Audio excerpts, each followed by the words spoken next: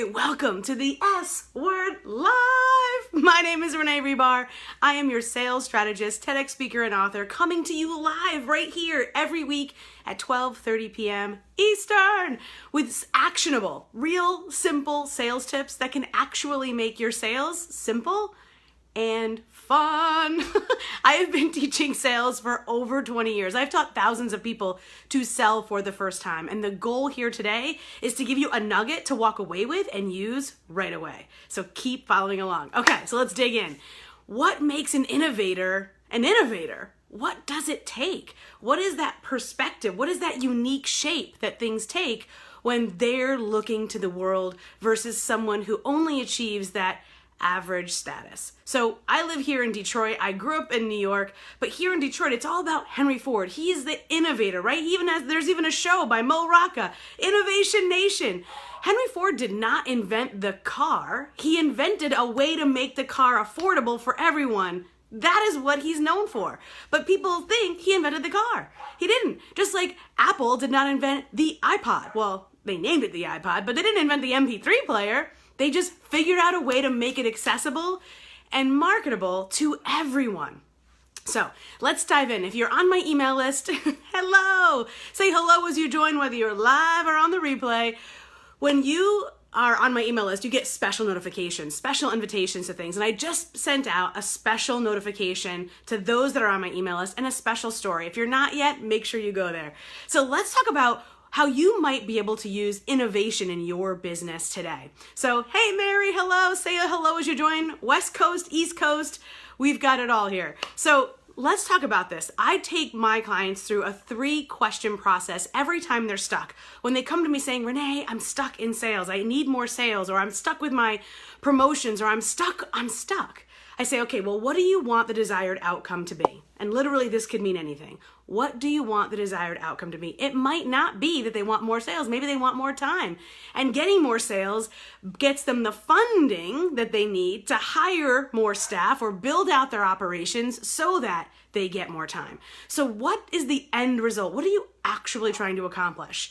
And then what are you currently doing to try to make that possible? And so we list off what they're doing. Maybe they have an intern. Maybe they don't. Maybe they hired their sister. Maybe they have a neighbor doing something for them. Maybe they hired someone off of Upwork or Fiverr. The goal is that we talk about what they want to accomplish and what they're currently doing, because here's where the innovation comes in. Let's take it and actually look at it from different vantage points. There's a great movie, if you haven't seen it, it's with Liam Neeson, so it's not hard at all to watch because he's amazing, called Vantage Point. It's fantastic. It goes about the same perspective that I want you to take today. Take what you have and look at it from other perspectives. Now here's the problem. It's hard to look at our own situation from other perspectives. Do you agree?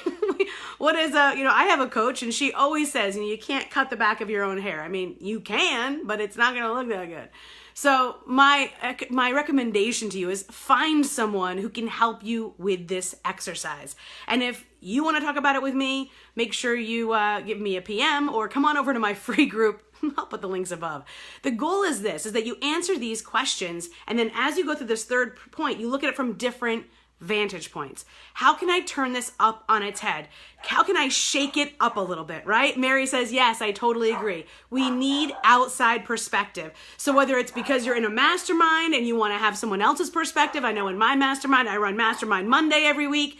And so the members get the chance to actually have other brains and mine on their business. It's amazing. I absolutely love it. We mastermind constantly because it truly is so difficult to look at things from other perspectives. So let me give you an example. One of the women that I'm working with right now, she was thinking, oh my goodness, I have a podcast that's geared towards this one specific audience. And I am shifting how I work with my clients. I am shifting who I work with. So to that end, she thought she needed to eliminate her podcast, a podcast that she had been working on for almost 2 years. She had 2 years of content, 2 years of great guests, of great downloads, of SEO, of data. And she wanted to give that up.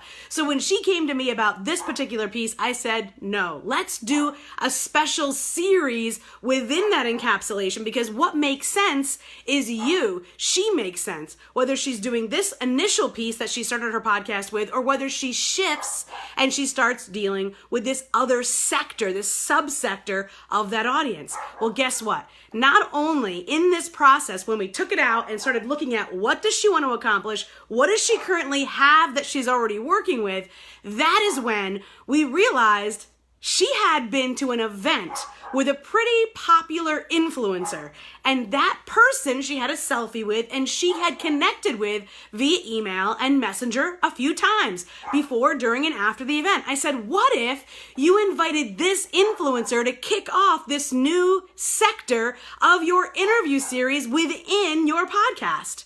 Wouldn't that be amazing? She says, oh no, I don't think he'll say yes. I don't think that I can even get his attention. Like, you already know this person. So we crafted a letter. And again, from a sales perspective, I know how to connect with the unconnectable. That is what I did for 20 years, right? So this was a connection. This is a connection perspective. So she came in, we crafted the letter, she sent it to him nervously, but she pressed send, and then guess what? Not only did she get invited to be a guest on his podcast, but she interviewed him, and now she'll be interviewing his wife as well. What? That deserves a round of applause. That was the same situation. She didn't create any new resources. She did not create a new podcast. She did not create new anything. And this is I really think the creator's bane, is that we want to create something new when we see a problem. Instead, I challenge you. I challenge you to innovate. And I challenge you to say, what can I work with that I already have?